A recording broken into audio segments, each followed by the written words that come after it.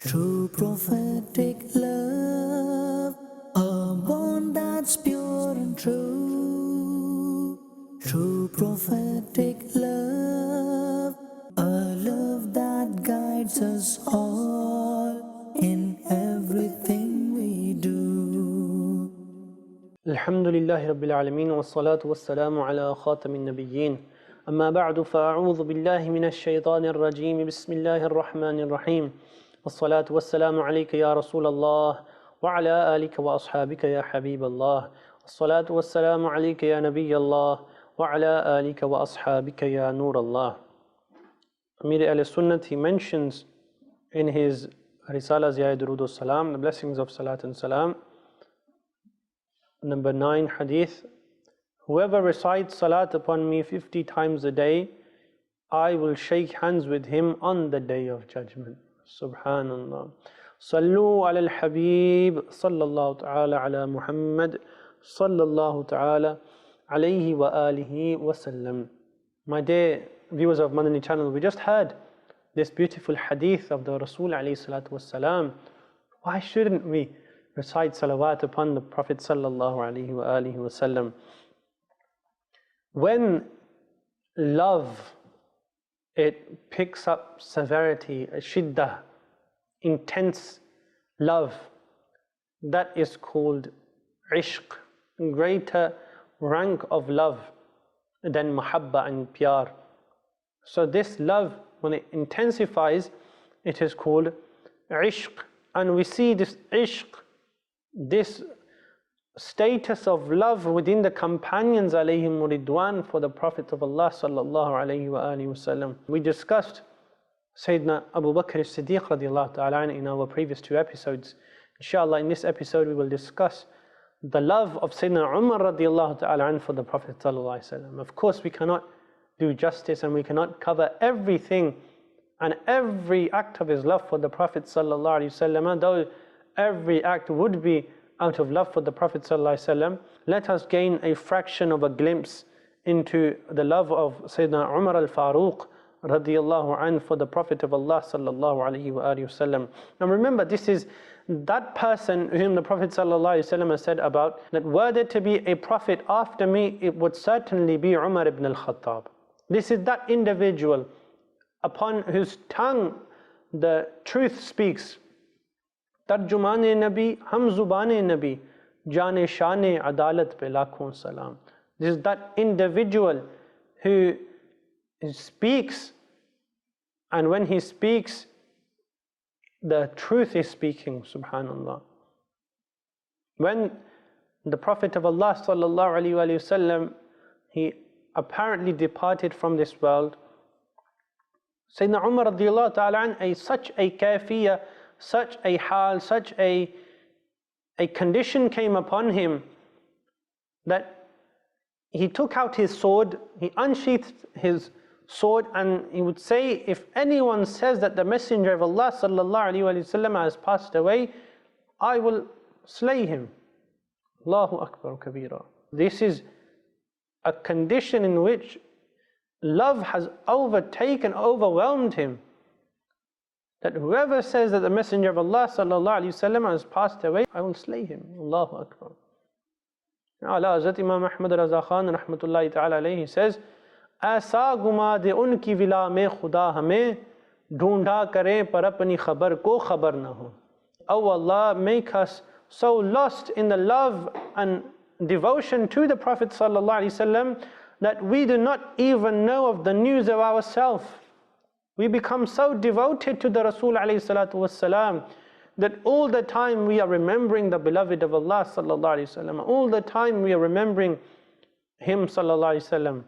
And in that situation, in that condition, we do not even know of our own news, of our own self.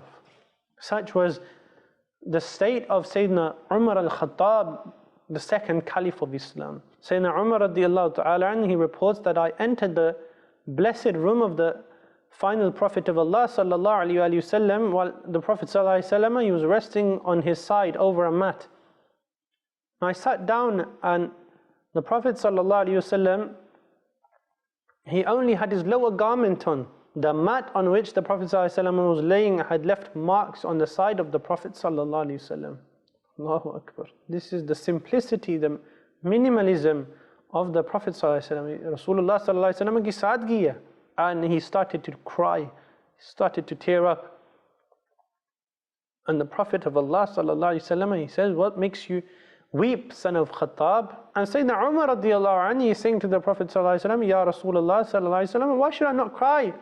This mat has left marks on your side, and the Kaysar and the Kisra, they live amongst fruit and springs, while you are the messenger of Allah ﷺ and his chosen one. Prophet of Allah ﷺ says, O son of Khattab, are you not pleased that they are for us in the hereafter and for them in the world, in the dunya? Sayyidina Umar radiallahu ta'ala anhu, he says, of course. Now this is, look at the Prophet ﷺ and look at his companion. Look at the second caliph of Islam, how he's behaving, and he comes and when he sees the Prophet ﷺ in this state, he begins to cry. This is the second caliph of Islam. Half of the earth Sayyidina Umar radiallahu ta'ala anhu ruled over. Yet look at the state of his heart, love of his messenger sallallahu alaihi wasallam. What is our state? So my dear viewers of Madani Channel, we need to soften our hearts. We need to make ourselves a bit more sensitive to the Prophet ﷺ, to the love of the Rasul ﷺ. When he is mentioned, we should cry out of his love. And if we cannot cry, then we should know there is some problem in us. There is a disease in us that doesn't make us cry. Our hearts are so hardened that we cannot cry. We need to reconsider our state, and do not let this episode just pass by you from one ear out of the other. Remember, there is a need for change, and in order to have change, we need to take action. And so how can we soften our hearts? Come to the weekly gatherings of Dawat Islami in your local area. Quran is recited, the hadith of the Prophet ﷺ are stated, a speech is done, the na'at are done, and the dua is made to Allah subhanahu wa ta'ala, where the Islamic brothers, they cry out of the fear of Allah subhanahu wa ta'ala. And perhaps one of these gatherings will soften our hearts, and we will become a person who is truly a muttaqi and mindful of Allah subhanahu wa ta'ala. May Allah give us the ability. And also look at the simplicity of the Prophet sallallahu alaihi wasallam. Now today we want to have all the riches of the world. We get, £15 an hour, £10 an hour on our daily hourly wages. Yet we always continuously we want more and more and more and more. You cannot stop hoarding this wealth for ourselves. We cannot even give in the path of Allah subhanahu wa ta'ala. We have become so immersed in the dunya, in the world, that we love the dunya so much that we find it difficult to give in the way of Allah subhanahu wa ta'ala. But look at the simplicity of the final messenger of Allah sallallahu alaihi wasallam. He's sleeping on a mat. May Allah subhanahu wa ta'ala give us the ability. And he says for us is the akhirah, the hereafter. And for the disbelievers, for the enemies of Allah subhanahu wa ta'ala, it is this world that they have.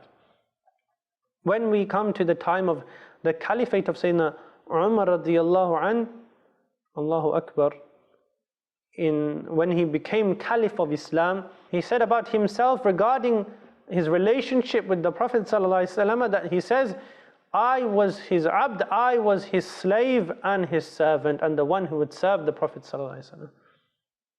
Allah Hazrat Imam Ahmad Raza Khan, he says, Khauf na rakh raza zara, tu to hai abd Mustafa, tere liye aman hai, tere liye aman. Imam Ahmad Raza Khan, he says to himself, do not fear, O Raza. Why? Because you are a servant of Mustafa. Tu to hai abd Mustafa.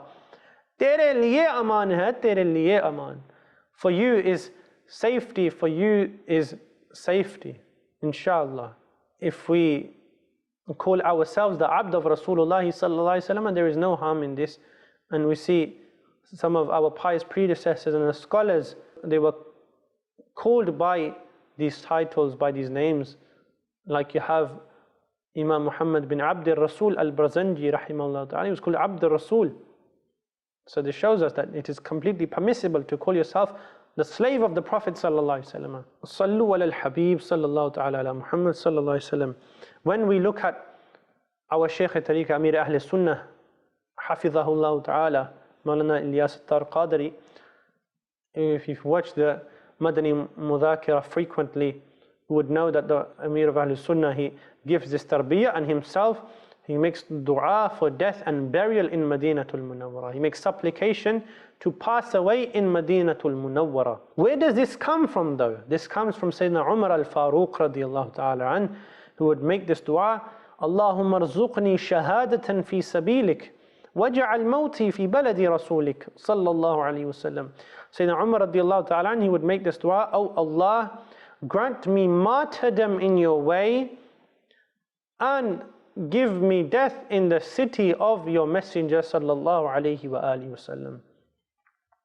This is desiring death in the city of the beloved Rasul alayhi salatu wasalam is also a sign of love for the Prophet sallallahu alayhi wa alihi wasallam, as we learned from Sayyidina Umar al-Khattab radiyallahu ta'ala anhu. Once a munafiq, a hypocrite, the one who outwardly professes to have faith, but yet in his heart he holds disbelief.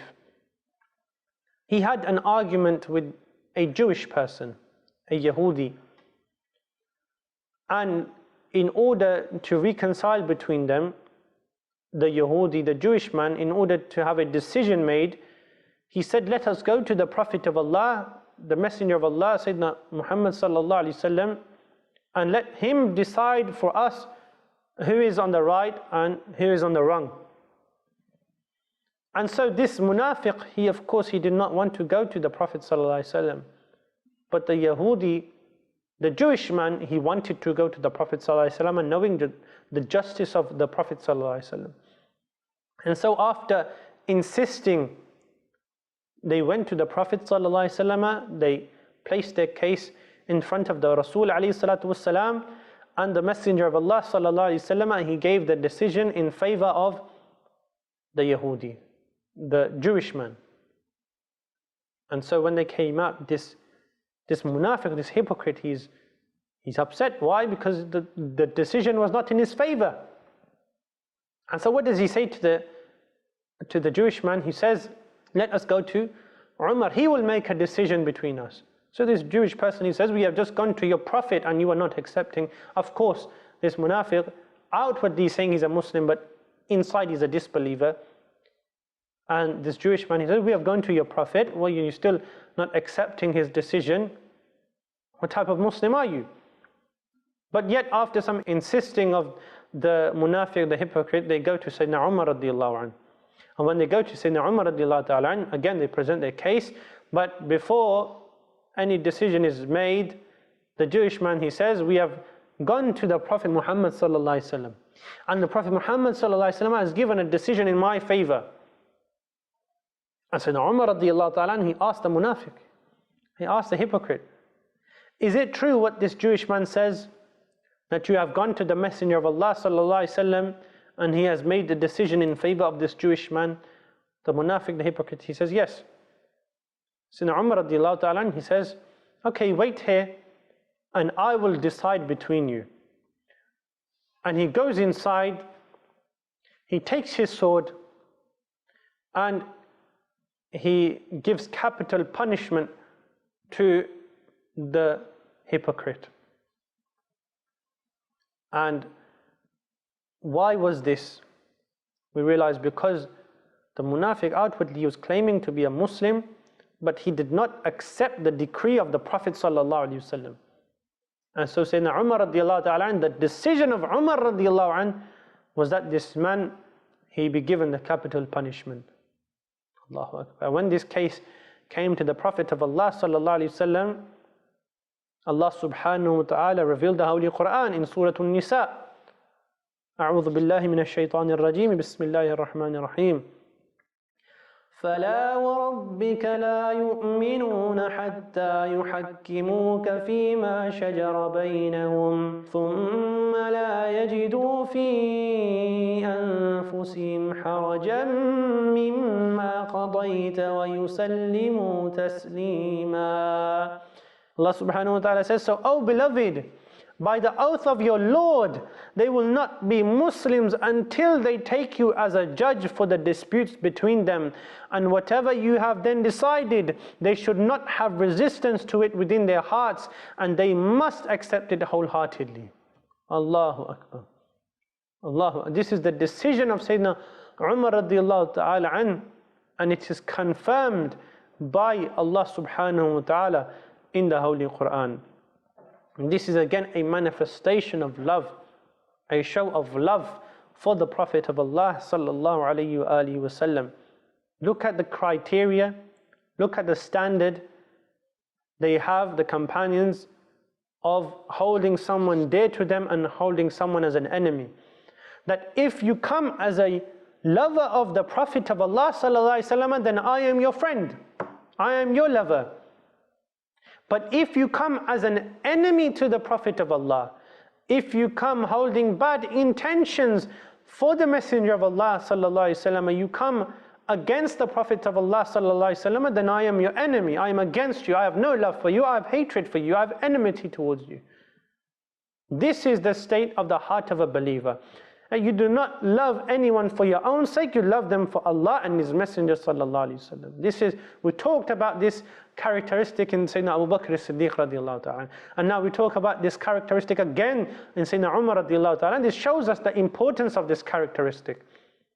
You do not love a person except for the reason of what? Of loving Allah and His Messenger sallallahu alaihi wasallam. And so we must develop this characteristic in ourselves. And we love for the sake of Allah and His Messenger, and we hate for the sake of Allah and His Messenger sallallahu alayhi wa alihi wa sallam. Once Sayyidina Umar ibn al-Khattab radiallahu ta'ala, he came to the black stone and he kissed the Hajr al-Aswad, the black stone which is in Makkah al-Mukarramah, and he says, verily I know you are only a stone, with no power to harm or benefit me. Were it not that I saw the Prophet of Allah sallallahu alaihi wasallam and kiss you, I would not have kissed you. Subhanallah, Subhanallah. And this is a message towards us. That what we do it according to the Sunnah of the Prophet of Allah sallallahu alaihi wasallam. The Prophet of Allah kissed the Hajr al-Aswad, so I will kiss the Hajr al-Aswad. This is the mindset of Sayyidina Umar ibn al-Khattab radiallahu ta'ala, and the second Caliph of Islam. Of course, when we go and we do tawaf around the Kaaba today, there are many people around doing tawaf, and it is difficult for us to reach the Hajr al-Aswad. And so we must not harm anyone. If there is ease and there is no harm, and no huquq al-ibad, no rights of the servants of Allah are jeopardized, then we should go and kiss the Hajr al-Aswad out of love for the Prophet of Allah sallallahu alaihi wasallam. But because there are so many people and there is a fear of harm to other Muslims that you might need to push and shove, of course we cannot do this, so we do it from far. We do isti'lam of the Hajr al-Aswad. But we see that anything associated with the Prophet of Allah sallallahu alaihi wasallam, we must also love that as well. We love the people of Madinatul Munawwara because they had the companionship of the Prophet of Allah sallallahu alaihi wasallam. So anything we love it for the sake of Allah and His Messenger sallallahu alaihi wasallam. May Allah give us this characteristic. May Allah subhanahu wa ta'ala bless us with this characteristic.